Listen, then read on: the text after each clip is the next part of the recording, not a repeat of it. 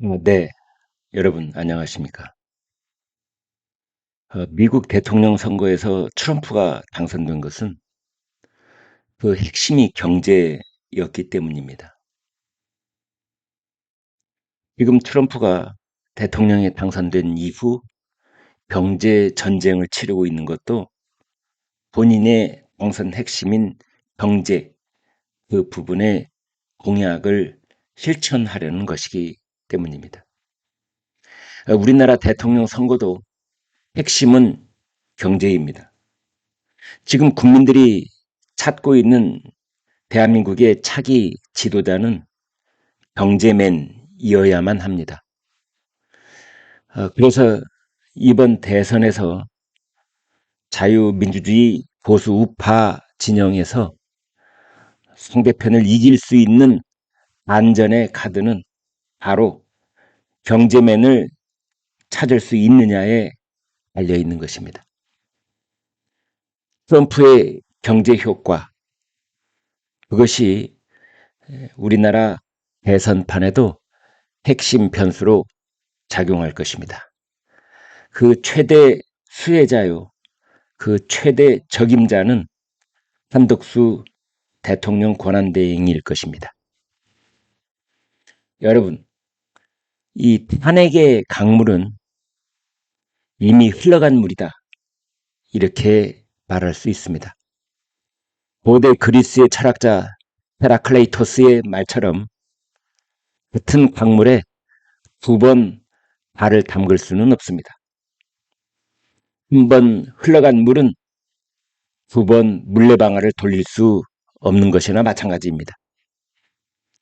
정치는 생물이고 만물은 유전합니다.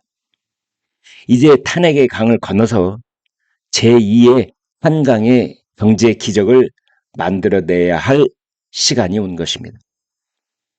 온갖 정치적 방해와 악조건에도 트럼프가 대통령에 당선될 수 있었던 핵심 키는 경제 어젠다를 선취했기 때문입니다. 미국민들에게 모든 어젠다는 경제에 비하면 다 하위 어젠다가 되는 것입니다. 트럼프가 경제 어젠다를 선점한 경제맨이었기 때문에 대통령이 당선됐던 것처럼 다가올 우리 대선에서도 경제를 선점한 후보가 유리한 고지에 설 것입니다. 이 이유는 지금 대한민국도 경제 어젠다를 뛰어넘는 다른 어젠다가 없기 때문입니다. 있다면 굳이 찾아본다면 탄핵 어젠다일 정도인데 이것은 과거의 어젠다입니다. 지금 당장 먹고 사는 생존 문제와 미래의 어젠다는 하나, 오로지 하나, 경제, 그것인 겁니다. 현재 여야 정치권을 통틀어 트럼프 대통령처럼 경제 어젠다를 선점할 수 있는 국민적 인물은 한덕수 권한대행뿐입니다. 경제 어젠다만이 여야 당파성을 뛰어넘는 국민 모두의 어젠다가 될 수 있습니다. 그것을 한덕수 권한대행이 선점하고 있다고 볼 것입니다. 국민의힘 내부의 후보들, 그분들도 경제 어젠다 선점 경쟁에 보다 치열해질 필요가 있습니다. 그 부분이 미약하다면 당 내외로부터 그 대체제를 찾아서 그와의 연대성을 강화하는 것이 최선의 득표 전략이 될 것입니다. 당내 후보들이 연대성을 강화할, 말을 바꾸면 단일화에 성공할 수 있는 그러한 경제 대안은 한덕수 권한대행입니다. 결국 당내의 경선은 한덕수 권한대행과의 연대 폭을 넓히는 후보일수록 지지율이 높아진 반면에 연대의 소극적이고 폐쇄적 후보일수록 지지율이 낮아질 것입니다. 이유는 자유민중 보수파 진영의 유권자들은, 중도층 유권자들은 이기는 후보를 찾고 있고 그가 바로 탄핵의 논란을 비켜선 경제맨이기 때문입니다. 한덕수 권한대행을 탄핵의 프레임에 가둬두려고 하는 것은 어리석은 함몰 전략일 것입니다. 그가 비상계엄을 공개적으로 반대했다는 사실은 전 국민이 다 알고 있고, 그에 대한 민주당의 탄핵이 기각되었다는 것은 그는 민주당의 탄압으로부터 국정 피해자라는 것을 다시 한번 드러내는 일이었습니다. 민주당이 그를 탄핵 프레임에 가두려는 엉뚱한 정쟁은 그의 등장을 가장 두려워하기 때문입니다. 민주당이 최근에 들어서 한덕수 대행에게만 집중 포화를 퍼붓고 있는 것은 지금 국민의힘 내부의 경선 후보들보다 한덕수 대행이 가장 무섭고 두렵기 때문입니다.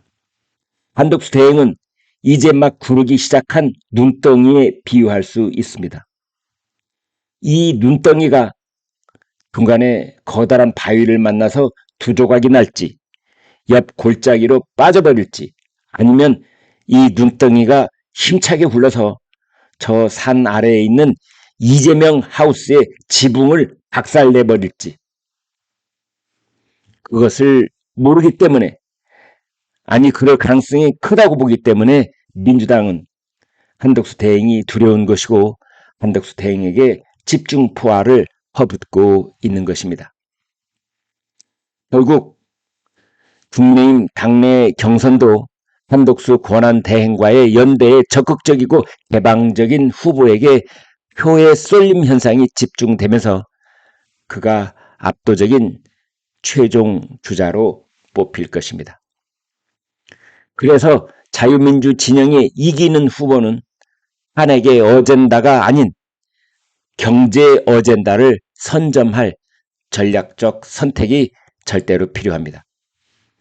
민주당이 만들어 놓은 탄핵 프레임이라는 이 낡은 깽판을 과감히 깨버리고 국민 경제를 살리는 국부 축적의 새로운 경제 프레임으로 대전환하는 전략적 사고를 해야 합니다. 지금은 트럼프발 관세전쟁, 경제전쟁, 무역전쟁, 환율전쟁이 진행되고 있습니다. 이 전쟁의 참화 속에 경제를 모르는 비전문가를 전쟁의 사령탑으로 앉힌다는 것은 발상 자체가 이 경제전쟁의 현실을 모르는 몽환적 사고라고 할 수 있겠습니다. 그것은 경제 패전의 지름길이기도 한 것입니다. 현재 대선 주자들 가운데 미국을 가장 잘 알고 경제를 가장 잘 알며 트럼프와 소통할 수 있고 경제전쟁의 사령탑을 지켜야 할 노련한 야전사령관으로서 한덕수 권한대행만한 경제통상 실전가는 없습니다.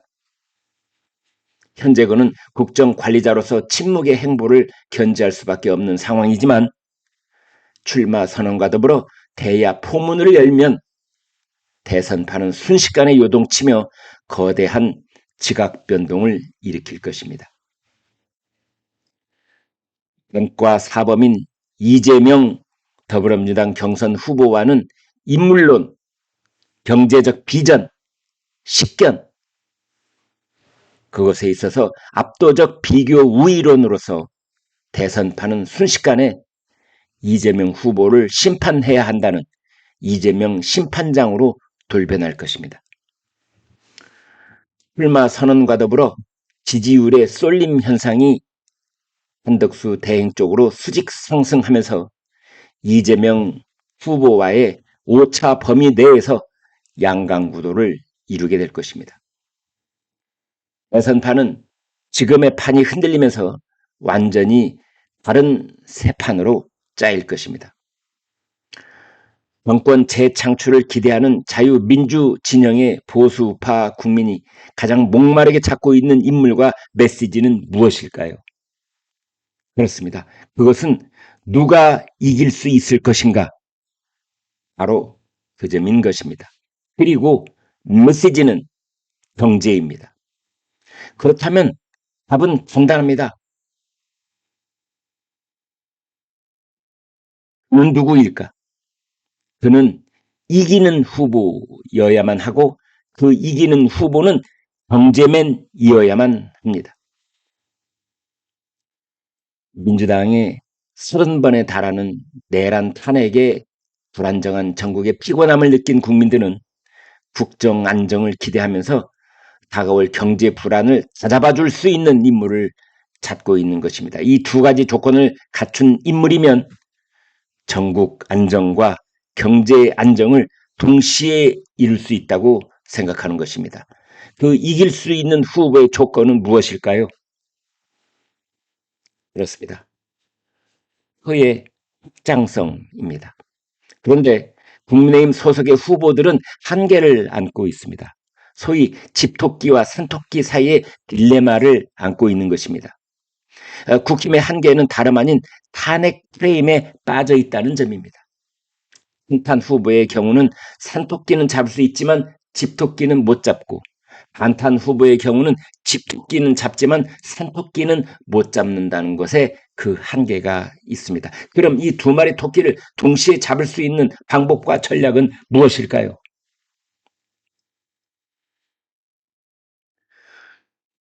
민주 진영 내에 전통적인 지지층, 이 집토끼도 잡고 진영 밖에 중도층인 산토끼도 잡을 수 있는 후보를 찾아서 발굴하는 전략이 이번 대선 전략의 핵심입니다.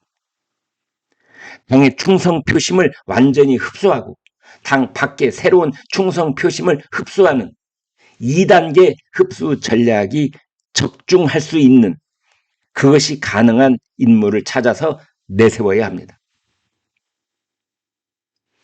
예를 들어서 중도라는 산토끼를 잡기 위해 당내 찬탄 후보를 내세울 경우 그 후보는 중도층의 호감을 살 수 있을지는 모르지만 전통적 지지층인 집토끼들의 보이콧 타겟이 되어버리고 맙니다.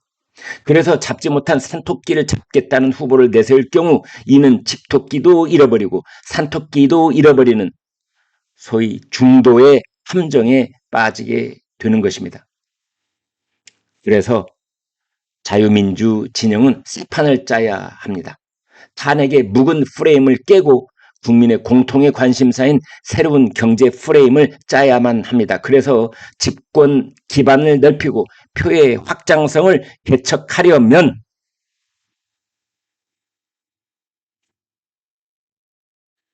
그렇습니다. 경제맨을 내세우는 것이 최선의 집권 전략입니다. 그렇지 않고 찬탄, 반탄 이 프레임에 갇혀버리면 이는 이기는 게임이 아니라 패배의 게임이 돼버리고 맙니다. 그런 패배의 게임 구도는 이미 기울어진 운동장인 것입니다. 그래서 이러한 불리한 판을 깨고 새로운 승리로 집토끼와 산토끼를 동시에 잡으려면 경제가 핵심입니다. 전략적 후보로서 경제맨이 필요한 이유입니다.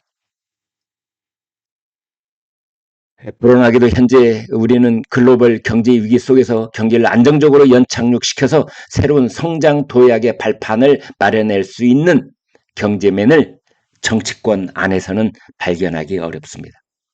여야의 정당판에서도 볼 수 없습니다. 하지만 당 밖에는 존재합니다. 그가 바로 잠재적 대항마로 평가받는 한덕수 권한대행입니다. 지금 많은 언론과 국민들은 작금의 경제난을 타개할 수 있는 경제 리더십을 갖춘 인물로 한덕수 권한대행을 말하고 있습니다. 그래서 친목의 행보에도 불구하고 지지율은 우후죽순처럼 올라가고 있는 것입니다. 여기서 주목할 만한 점은 당내 후보들이 한덕수 권한대행과 같은 경제 리더십을 갖추지 못했다면 누가 그와 정치적 연대에 가장 포용적이며 개방적이고 탄력적인 태도를 보여주는가가 유능한 득표 전략이 될 것입니다. 한덕수 권한대행과의 연대의 문을 닫는 폐쇄적 후보라면 그만큼 좁은 도랑으로 흘러버리고 말아서 유량의 표의 유입량도 줄어들고 말 것입니다. 반면에 한덕수 권한대행과의 연대의 문을 활짝 열어놓은 후보일수록 넓은 강의 유량처럼 표의 유입량도 많아질 것입니다. 이것은 곧 지지율 상승과도 직결이 됩니다. 그것은 곧 한덕수 권한대행과의 연대의 가능성을 크게 열어놓은 후보일수록 당내 경선에서 이기는 후보로 등장할 가능성이 높습니다. 자유민주 진영의 유권자들은 지금 당 바뀌건 당 아니건 이기는 후보를 찾고 있는 것이고, 그 새로운 핵심 어젠다는 탄핵이 아니라 경제라는 점을 잊지 말아야 합니다. 지금 우리는 나무만 보고 숲을 보지 못하거나 숲만 보고 나무를 못 보는 그런 우를 범해서는 안 되고, 집토끼를 잡겠다고 산토끼를 놓치거나 산토끼를 잡겠다고 집토끼를 놓치는 그런 우를 범해서도 안 됩니다. 숲과 나무를 다 보고 집토끼와 산토끼를 다 잡는 지혜로 후한 경제 전쟁에서 대한민국을 살릴 수 있는 지도자를 등장시켜야 합니다.